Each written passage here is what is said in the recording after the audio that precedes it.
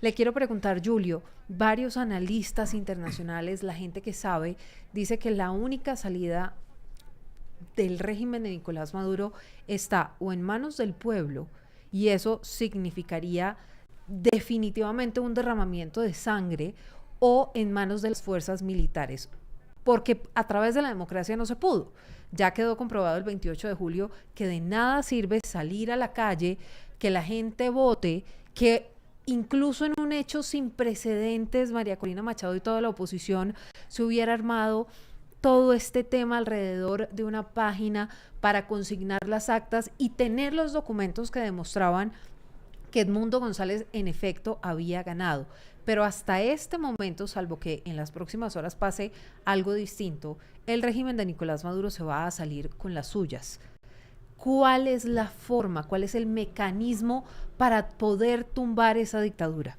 Pero déjeme complementarle una cosa, y disculpe, le interrumpo ahí, Julio.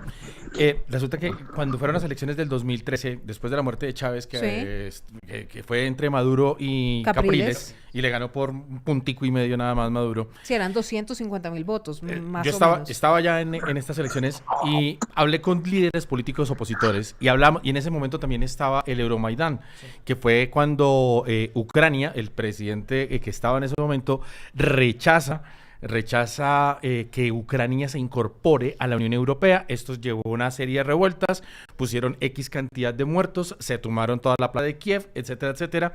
Paralelo a eso veníamos de una primavera árabe. Y a lo que voy, esto es complementando exactamente lo que nos acaba de decir Silvia. Hablábamos con esos líderes opositores y decían, vea, hasta que nosotros no pongamos X cantidad de personas tomándonos Miraflores, esto no va a cambiar. Y efectivamente, no ha cambiado. Mire, ya estamos hablando de hace 12 años. 12 años y las dictaduras no se tumban, y con todo respeto lo digo, pero Acuérdese. es una cruda y cruel realidad. Las dictaduras no se tumban ni con comunicados, ¿sí? Ni con algunas manifestaciones tan pacíficas como se Ni están con formando. giras internacionales de un personaje que no está en territorio Desafortunadamente. venezolano, pero No estamos llamando a una revuelta, ¿no? No. Pero así como está la cosa, tampoco es Digamos, que... los hechos históricos muestran. sí, y hablando de hechos históricos, justamente en esas manifestaciones que se presentaron a lo largo de ese tiempo, en 2016, 2019, cuando la gente no tenía ni siquiera electricidad, porque es que esto Sí. hay que contarlo. La gente iba a los supermercados. La Venezuela de hoy, en algunas zonas, es muy distinta a la de hace algunos años. Entre otras cosas, Julio, usted lo sabe mejor que nosotros, aunque nosotros hemos estado en Venezuela registrando todo lo que pasa allí en ese país, pero la gente no, uno iba a un supermercado, iba a una farmacia, no había comida. Después hubo este apagón en el que la gente no tenía ni siquiera cómo prender el celular, pero nada de eso fue suficiente para que la gente saliera a la calle, porque ya unos años antes habían muerto personas tratando de hacer una especie de revolución callejera que no funcionó. Entonces, para allá voy nuevamente con mi pregunta. ¿Cuál es la manera, cuál es la salida de Nicolás Maduro del poder? Diplomáticamente tampoco, porque ya lo intentó Colombia, lo intentó Brasil, México estuvo ahí metido, hubo las negociaciones de Barbados, nada de eso ha funcionado. ¿Usted cree que la única salida son las fuerzas militares, que hoy las fuerzas militares podrían asestar un golpe de Estado contra el régimen? Hay una recompensa por ahí de $15 millones y Rick Scott, el senador, y también por ahí hay un grupo paramilitar de mercenarios que de pronto se visten de héroes y llegan a Caracas. O sea, hay de todas las opciones y de todo se ha especulado. Sí, ¿no? pero ¿cuál es la salida? Sí. Mira, yo lo primero que tengo que hacer es, yo me desmarco de cualquier tipo de comentario de esa naturaleza. Ustedes comprenderán, nosotros estamos en Venezuela, yo no puedo opinar además de temas que no conozco.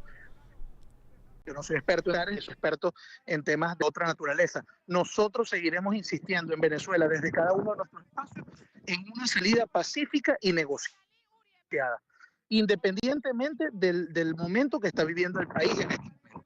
De tal manera que nosotros no esperamos ni revueltas, ni derramamientos de sangre, ni golpes militares, ni nada de esa naturaleza, o por lo menos yo no soy una persona que pueda opinar sobre un tema de ese tipo, y mucho menos desde Venezuela. Es decir, que desde la oposición desde la oposición se mantienen en una salida pacífica a esta situación.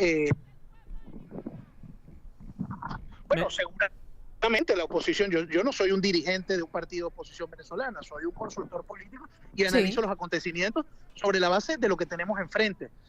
Pero lo que sí le puedo decir es que la oposición ha logrado, por la vía pacífica, como lo fue el 28 de julio, porque si no, no estaríamos teniendo esta conversación. Si el claro. 28 de julio no hubiera pasado lo que pasó efectivamente.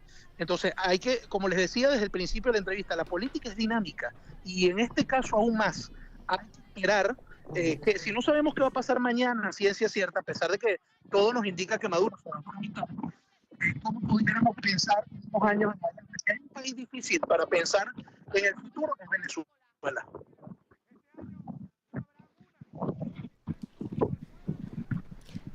Sí, Julio, pero usted como analista político, ¿cree que de verdad esos intentos pacíficos van a llevar a buen puerto a la oposición hacia ese camino por el retorno de la democracia, por volver a Miraflores? Bueno, si nosotros creemos en la civilidad y en la democracia, yo soy por naturaleza civil y soy por naturaleza demócrata, de tal manera que yo no puedo proponer, porque además ni siquiera tengo los medios, ni me propongo tener los medios para pensar en otro tipo de alternativas. Bueno, yo tengo que seguir promoviendo eso hasta que funcione. Yo lo que no puedo es renunciar como ciudadano a los derechos constitucionales que tengo. Y en ese sentido me pongo en defensa de eso, como ciudadano, como abogado y como consultor político también. De tal manera que, por eso les insisto, yo no puedo opinar de temas al margen de la Constitución. La política es dinámica y nosotros vamos analizando los acontecimientos sobre la base de lo que vemos en el momento.